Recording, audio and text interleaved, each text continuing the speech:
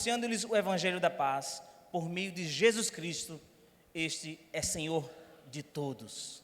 Aleluia. Podeis sentar, meus irmãos. Meus irmãos, essa palavra do Senhor, ela foi penetrante ao meu coração, e ela, para nós entendermos essa afirmativa de Pedro, Pedro chegou a essa afirmativa, não foi simplesmente aconteceu num episódio qualquer, foram alguns acontecimentos para chegar nesta afirmativa, mas para nós entendermos um pouco a elucidação do texto, o pano de fundo que aconteceu naquele momento, nós temos a igreja primitiva sendo dispersada por causa da perseguição, por causa da própria ação do Espírito Santo, levando a igreja a evangelizar em Jerusalém, em Samaria, em Judéia, levando os próprios apóstolos a evangelizar lá em outros lugares. Nós temos os acontecimentos de Estevão sendo apedrejado, sendo o primeiro mártir do Evangelho, no começo da igreja primitiva. Nós temos Filipe sendo evangelizando em Samaria, no capítulo 7 e 8, nós temos vendo Samaria sendo evangelizada por Filipe, e Filipe tendo que ir até um deserto para evangelizar, porque o Espírito Santo estava conduzindo aquela ação. Nós temos também aí no capítulo 9, aí um jovem judeu, Saulo, que estava pronto a perseguir a todos os cristãos que estavam indo para um certo caminho, né? E aí na estrada de Damasco ele tem um encontro com o Senhor. Meus irmãos, toda essa situação é o pano de fundo desse início da igreja primitiva. E Pedro estava em Jope. Jope é uma cidade portuária, né, bem próxima ali de Jerusalém. E essa cidade, ele estava ali, ele tinha acabado de ir à casa de uma mulher que estava morta, Dorcas, e ela ressuscitou. E o evangelho estava se expandindo, saindo de Jerusalém agora, estava seguindo conforme o Espírito Santo falou, na sua Jerusalém, na sua Judéia e Samaria e até os confins da terra. E ali Pedro estava na casa de Simão Curtidor. A palavra do Senhor, deixe sua Bíblia aberta em Atos dos Apóstolos, capítulo 10, acompanhe comigo, certo? Então, neste início de capítulo 10, nós vemos a pessoa de Cornélio, um homem gentil, da cidade de Cesareia, centurião da corte italiana. Diz a palavra de Deus que é um homem que era bom, temente a Deus e dava bom testemunho à sociedade. Ele dava esmolas e continuamente estava orando a Deus. Nós vemos essa narrativa do capítulo 1, né, até o capítulo 8, falando sobre Cornélio, sobre essa situação onde Cornélio estava fazendo, e o Espírito Santo chega até Cornélio e fala para Cornélio: Cornélio, vai em Jope. Ele está em Cesareia. Cesareia é uma outra cidade portuária, mais ao norte de Jope. E ele diz: olha, vai até Jope, na casa de Simão Curtidor, que está à beira-mar, na rua chamada direita. Olha, naquele tempo não tinha GPS. Hoje eu cheguei aqui com o GPS, que aqui eu não conheço não. Né? Coloquei no GPS onde é que é a igreja congregacional aqui no bairro dos Novais e cheguei, né? Mas naquele tempo o Espírito Santo era o GPS, né? Chegou e disse assim: olha, manda 2 homens lá e traz a Pedro que está na casa de Simão Curtidor, porque ele vai falar da parte do Senhor para você. Meus irmãos, neste interim, nessa situação que acontecia com Cornélio, Pedro estava na casa de Simão Curtidor, no eirado da parte, na parte mais acima, talvez ali sentado numa rede, comendo um cuscuzinho, tomando um café, contextualizando para nossa região, mas ele estava ali, pensando, talvez com fome, meio-dia, entra-se um êxtase. Eu acho que ele estava com fome, pastor. Ele viu um lençol descer dos céus, vários e vários animais. Acompanhem comigo, do verso 9 até o verso 16. No dia seguinte, indo ele ao caminho, então Pedro estava na cidade. Saiu Pedro do eirado por volta da hora sexta, 12 horas, a fim de orar. estando com fome, quis comer, mas enquanto lhe preparava a comida, sobreveio-lhe um êxtase. Então viu dos céus abertos e descendo um objeto como se fosse um grande lençol, o qual era baixado à terra pelas 4 pontas, contendo toda sorte de quadrúpedes, répteis da terra e aves dos céus. E uma voz que lhe dirigia, lhe disse: levanta-te, Pedro, mata e come. Mas Pedro replicou: de modo nenhum, Senhor, porque jamais comi coisa alguma comum e imunda. Segunda vez a voz lhe falou: ao que Deus purificou, não consideres comum. Sucedeu isso por 3 vezes, e logo aquele objeto foi recolhido aos céus. Meus irmãos, que acontecimento interessante, porque Deus tinha que ser 3 vezes com Pedro, né? Toda vez tem que ser 3 vezes com Pedro, né? Com Pedro, 3 vezes. Teve, ô Pedro, é 3 vezes, viu? Então, Deus estava começando a trabalhar no coração de Pedro, e Pedro estava ali sem entender aquela situação. E é interessante porque 2 homens da parte de Cornélio chegaram lá. Por favor, aí tem algum homem chamado Simão Pedro? E aí, nos versos 23, nos versos, aliás, 17 em diante, enquanto Pedro estava repensando, perplexo sobre aquela situação, chegam 2 homens, e aí o Espírito Santo fala: Pedro, desce e vai com estes homens. Verso 19, enquanto meditava Pedro acerca da visão, disse-lhe o Espírito: estão aí 2 homens que te procuram. Levanta-te, pois, desce e vai com eles, nada duvidando, porque eu os enviei. Meus irmãos, aqui começa uma batalha na vida de Pedro, porque Pedro, ele um judeu, ele não pode se misturar com outros povos, imagina com um gentil de Cesareia, um homem publicano, de forma alguma, ainda mais pensando: puxa, aqueles animais imundos, como é que Deus quer que eu coma algo que era contrariado à cultura deles? Então, Pedro estava numa situação onde estava tendo um problema cultural. Pedro estava ali com um problema cultural, né? Enfrentando naquele momento. Mas o Espírito Santo falou: Pedro, não duvida, sou eu que está no controle das coisas, vá. Ainda assim, pastor, no texto ele fala assim: alguns irmãos, vamos comigo. Ele não foi sozinho, não. Chamou alguns irmãos e disse: vamos comigo, vamos lá até Cesareia.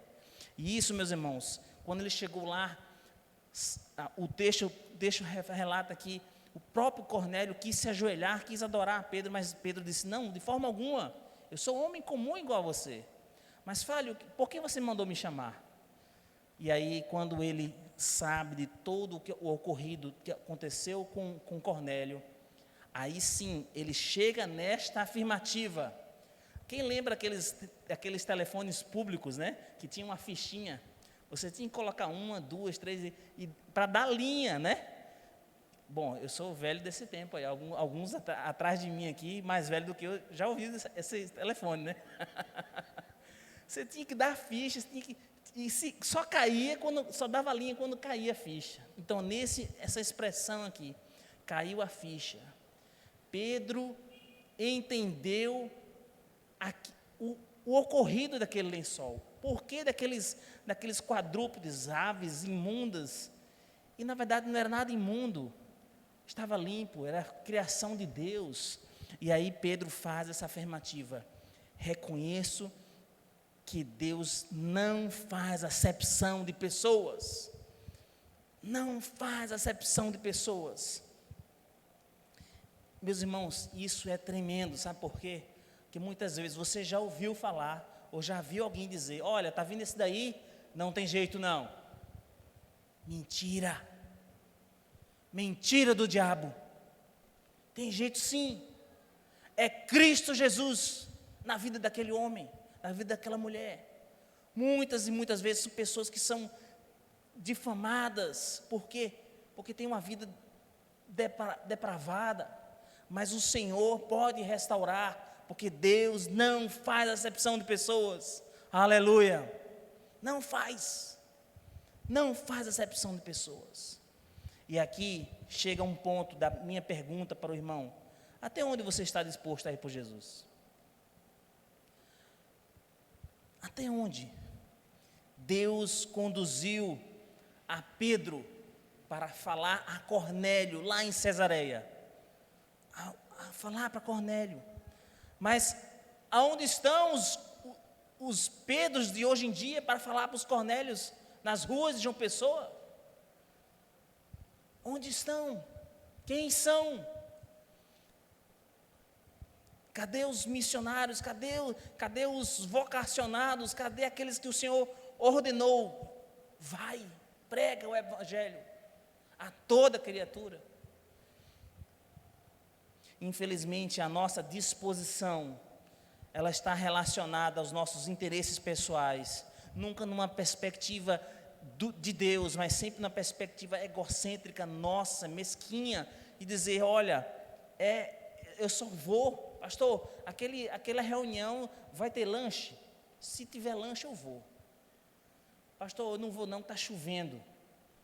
Olha, aquela reunião, aquela ministração, aquele evangelismo lá, eu não vou não, porque está fazendo muito sol. O Flamengo vai jogar, eu não vou não, pastor. Há um interesse por trás, pessoal, egocêntrico. Nós fazemos isso, meus irmãos.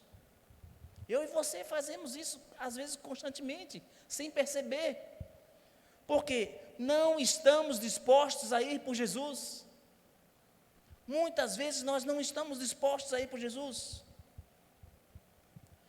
Estar disposto a ir aqui no vizinho, leva um bolo para ele, evangeliza ele.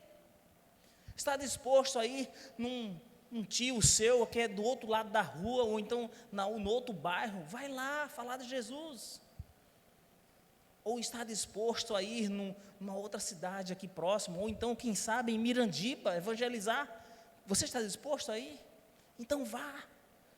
O Senhor está ordenando e falando: vão, façam discípulos de todas as nações, preguem, evangelizem, falem.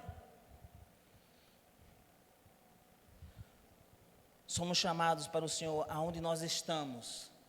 Se você é bênção onde você está, você será bênção aonde você for. Entenda isso. Entenda isso. Se você é bênção aqui, para onde você for, você será bênção. Mas se coloque diante do Senhor e diga: Senhor, eis-me aqui, envia-me a mim, aonde eu posso evangelizar, onde eu aproveita esta ferramenta. Nós somos uma ferramenta nas mãos do Senhor.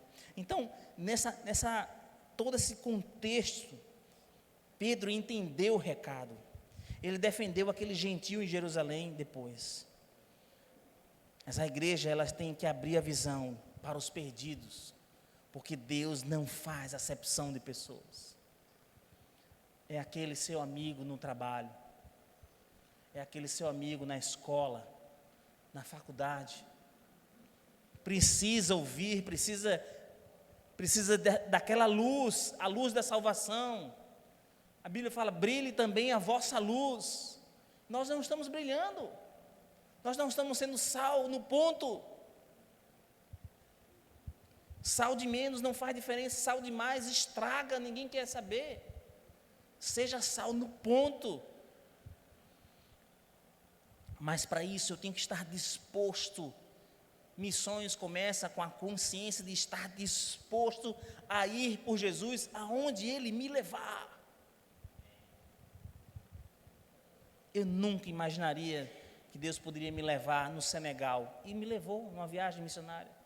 Nunca imaginaria me levar no Pará, no meio dos ribeirinhos do Rio Tocantins. Me levou lá. Nunca imaginaria ir para o Paraguai, Deus me levou. Se for contar aqui para onde eu já fui, Deus me levou para anunciar o Evangelho. Eu nunca imaginaria estar aqui na igreja congregacional do bairro de Novaes, nunca imaginaria. Estou. Se coloca à disposição do Senhor, deixa Deus te usar. Meus irmãos, a nossa disposição de ir, ela precisa estar diretamente ligada à submissão e obediência ao senhorio de Cristo.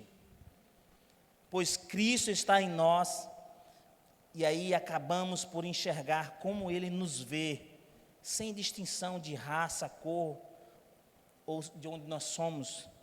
Precisamos olhar sem importar quem, amar a pessoa porque ela é pessoa. Algumas pessoas elas têm amado mais bicho, mais cachorro, animal, do que gente.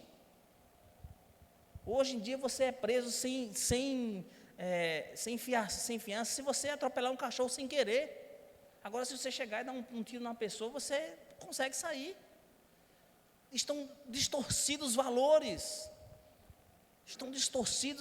E nós precisamos colocar os princípios e valores do Senhor em ordem em nossas vidas e estar disposto a evangelizar aonde nós estamos. Quer seja no presídio, quer seja na praia, quer seja em qualquer lugar. Mas a nossa disposição, ela implica também em renunciar às nossas próprias vontades, do que realizar a vontade de Deus. E nós fazemos isso. Talvez o Pedro gostaria de ficar lá, em Jope, olhando, sentado lá na rede, pensando, poxa, que tipo de comida vai ser hoje? Nós muitas vezes entramos, os homens, entramos na nossa casinha, na caixinha do nada e ficamos lá por horas. Meu irmão, se mobilize, levanta-te, resplandece, dispõe-te. Estar disposto a ir por Jesus implica também gastar tempo e amor com o próximo. Mas não é tempo e amor com o celular, não. É tempo e amor com a pessoa, com as pessoas. Pessoa precisa de pessoas. As pessoas precisam ser discipuladas. Cada vez mais, pessoas não estão sendo discipuladas e a mídia, os computadores estão discipulando os nossos filhos e a nossa geração. Estamos perdendo a nossa geração. Porque nós não ensinamos. Pais, por favor, ensine os seus filhos no caminho do Senhor. Ensina a criança no caminho que deve andar, e ainda quando for velho, não se desviará dele. Provérbios 22:6. Ensine a seu filho, coloque-se à disposição. Estar disposto a ir por Jesus implica em crer e obedecer. Pedro talvez preferisse ficar com a sua religiosidade. Rapaz, eu não vou não, porque esse cara é gentil. Não, lá em Cesareia, não, eu estou aqui em Jope, deixa eu ficar aqui, fico aqui entre os irmãos, está tão bom aqui, vamos cantar um hino, vamos ficar por aqui mesmo.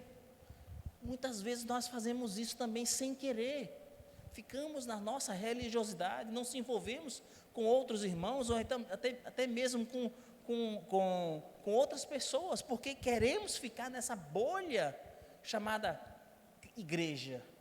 Só que a igreja tem que sair das quatro paredes e ir para fora. Nós precisamos estar dispostos, e isso implica em quebrar esse paradigma, essas culturas que nos faz puxar o freio de mão muitas vezes. O Espírito Santo conduziu Pedro a ir a Cesareia. Se você se colocar à disposição do Senhor, o Espírito Santo vai te conduzir aonde Ele quer que você vá, para falar para as pessoas certas. Moisés falou para o Senhor: Senhor, eu não vou falar para Faraó, porque eu sou ruim eu sou gago. Não se preocupa não, que eu vou mandar Arão junto com você. Deus providencia tudo. Você pode colocar as suas queixas, mas se coloque à disposição de Deus e Ele vai te ajudar, em nome de Jesus. Creia nisso. E estar disposto a ir por Jesus, meus irmãos, implica em apropriar-se das verdades bíblicas e vivê-las todos os dias. Pedro talvez preferisse não acreditar com a ação do Espírito Santo o que aconteceu com Cornélio. Mas nós fazemos o mesmo, às vezes nós não acreditamos naquele milagre, nas pessoas se convertendo. Será que se converteu mesmo? Será que essa pessoa tomou decisão? Aquela pessoa que eu conheci lá atrás, que fez isso. As pessoas duvidaram até de Paulo, quando ele se converteu. Rapaz, esse aí era perseguidor. Você acha que a gente vai ouvir, vai ficar aqui próximo, ele vai prender a gente. Deus conduz, meus irmãos, se você se colocar à disposição. A nossa disposição, ela é uma ferramenta poderosa nas mãos de Deus. E aí sim, você tem que dizer assim, sim, Senhor, eu estou disposto a ir por Jesus, em casa, falando de casa, no trabalho, falando aos colegas, na escola ou na faculdade, falando aos meus amigos e colegas da faculdade, no banco, nas contas, nas finanças, naquilo que Ele me propôs a fazer. E missões começa nessa perspectiva, de onde eu estou e para onde eu vou. Por isso que ele fala, na sua Jerusalém, na Judéia, na Samaria e até os confins da terra. É simultâneo, não é uma coisa depois a outra, é simultâneo. E ele nos chama nesta narrativa. Então, Pedro, quando começou a falar acerca de Jesus, aí nós vemos aí a partir do verso 37 em diante, ele começa a falar sobre Jesus, ele começa a narrar de Jesus, falar para Cornélio, e mais na frente, a partir do verso 44 do verso 10, capítulo 10, o Espírito Santo cai sobre Cornélio e toda a sua família, e ele vê o milagre. Diz, poxa, esse gentio publicano agora é um de nós, eles são irmãos.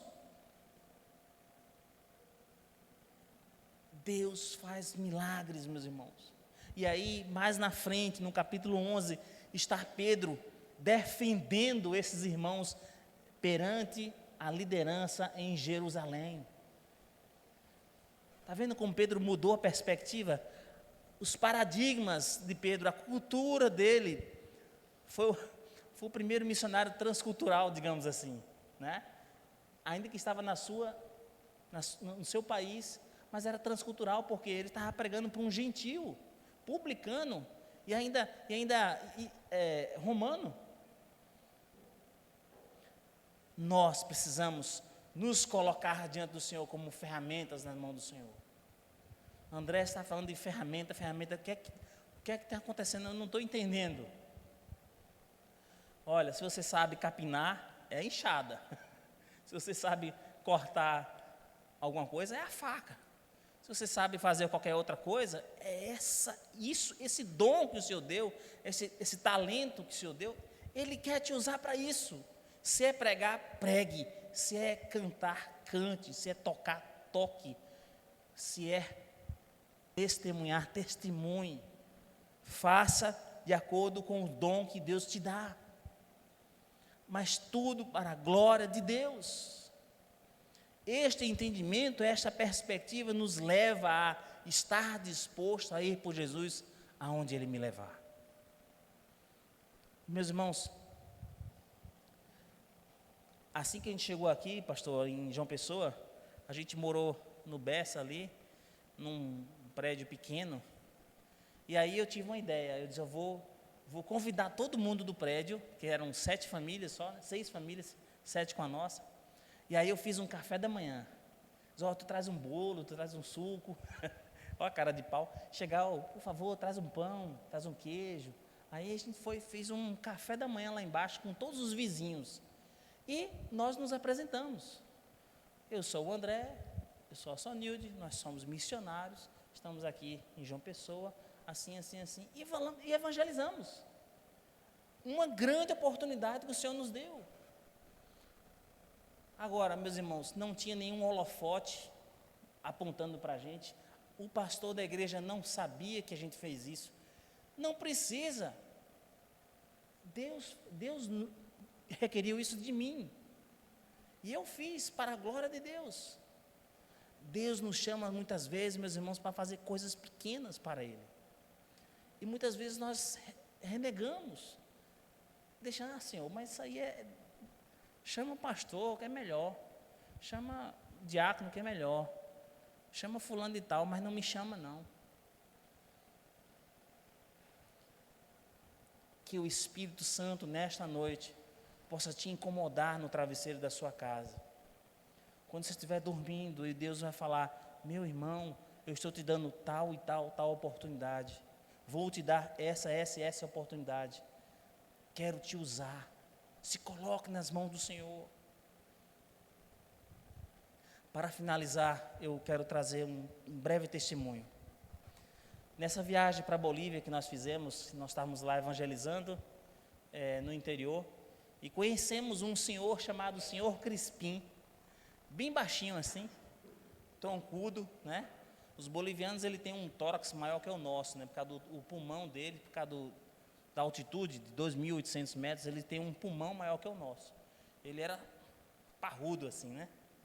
E aquele homem estava de orelha a orelha, sorrindo para a gente, e a gente sem entender. E ele falou que pouco tempo ele tinha aceitado a Jesus. Um homem quechua, no meio dos campesinos bolivianos. E a gente perguntou: mas como foi essa conversão? Quem evangelizou? Quem falou de Jesus para o senhor? Ele falou assim: eu me converti sozinho. Eu disse: rapaz, que história linda. Sozinho, como foi? Me diz aí como é que foi.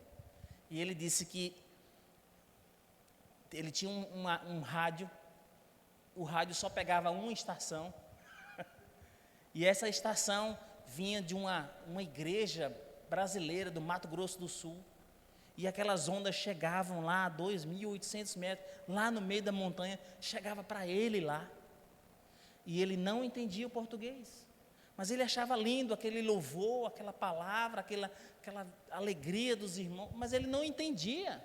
Ele sabia que era estrangeiro, ele sabia até que era brasileiro, mas ele não entendia. E ele desejou entender o português. E, meus irmãos, um milagre veio. Quando eu e você não vai, Deus faz a sua obra do mesmo jeito, porque Ele é Deus. Ele, quando decide, Ele quer e pronto. Aquele homem passou a entender o português naquela noite, e ele se converteu ouvindo a mensagem do pastor pela rádio. Glória a Deus por isso. Deus não faz acepção de pessoas, meus irmãos.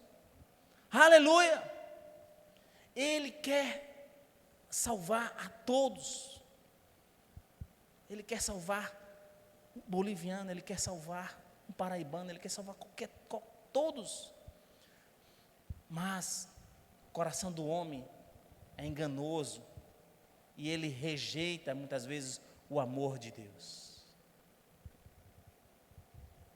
E então aquele homem, ele falou: olha, Deus falou através daquele pastor que na passagem de Caleb estava pedindo para Josué Hebrom por herança, porque Moisés já tinha dado para Caleb aquela Hebrom, e ele agora estava pedindo de volta, permitindo que ele pudesse ir para avançar e guerrear e tomar Hebrom, mesmo que ele estivesse com os seus 80 anos, ele estava bem mais velho do que outrora, mas estava com o mesmo vigor que outrora, e que ele tinha a fé para desbaratar e tirar todos os inimigos de Hebrom. Que passagem maravilhosa.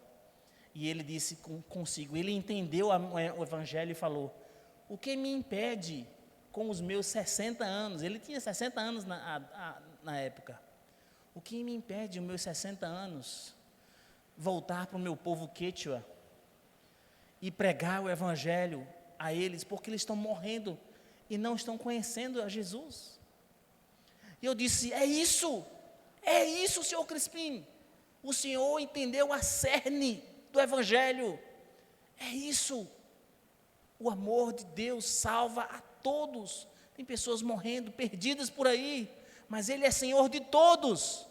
Ele quer alcançar a todos, porque Ele não faz acepção de pessoas, meus irmãos. E Ele disse: eu estou disposto a ir evangelizar o meu povo quechua. E ele era um senhor idoso de 60 anos. Quantos tem mais de 60 aqui? Tem vários aqui, estou vendo. Você ainda é uma ferramenta poderosa nas mãos do Senhor. Sabe por quê? Na agricultura, uma planta pequena, quando o agricultor faz podas, é para que ela cresça. Mas quando o Senhor faz podas em árvores velhas, é para que ela dê fruto. O Senhor quer ver você frutificar no Senhor, ainda na sua velhice. Por quê? Porque Ele é Deus. Porque Ele é Deus. E Ele pode evangelizar com o idoso? Pode, claro. Pode evangelizar com a criança? Pode. Ele pode usar o jovem? Claro que pode. Ele é Deus. Mas quantos estão dispostos a ir por Jesus? Eis a pergunta. Você está disposto a ir por Jesus? Agora, essa pergunta, essa resposta, você vai dar para Deus. Amém? Curve sua cabeça, vamos orar. Eu vou pedir para o pastor Leonardo vir aqui e orar. E enquanto você ora, vamos gastar um minuto de oração, você e Deus agora. E aí depois o pastor vai quebrar esse silêncio com oração. E aí